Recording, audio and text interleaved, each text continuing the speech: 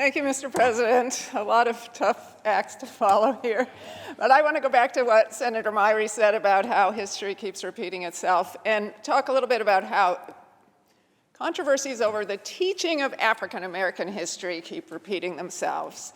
When the Civil Rights Act passed in 1964, a lot of states' boards of education started looking for new textbooks that were more inclusive, that would be able to teach their students about American history in a more forthright and truthful and complete way. And my grandfather was a professor of American history at the time, and my grandmother was a school teacher and social worker, and they collaborated on a new textbook of American history that really made an effort to cover slavery and Reconstruction and Jim Crow and the Civil Rights Movement and a lot of other aspects of American history that had been left out of textbooks before.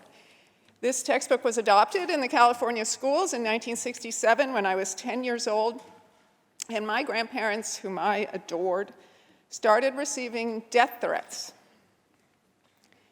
White mothers started pulling their kids out of history class in 8th grade so they wouldn't have to learn about Harriet Tubman and Frederick Douglass and Dr. Martin Luther King Jr.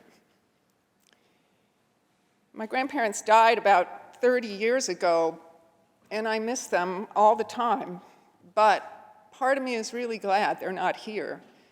To see this controversy rearing its ugly head again, to see someone who's probably going to be a candidate for president in the next election outlawing AP African American history in his state, to see the kinds of vitriol that we are seeing all across the country at school board meetings, in efforts to take books out of libraries,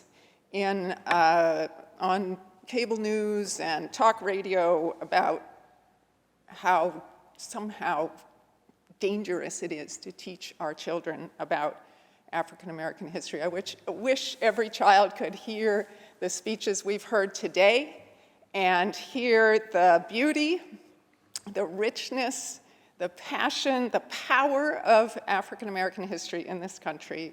And I hope that this month, this African American History Month, will bring some of that to kids all across our country. I proudly support this resolution. Thank you.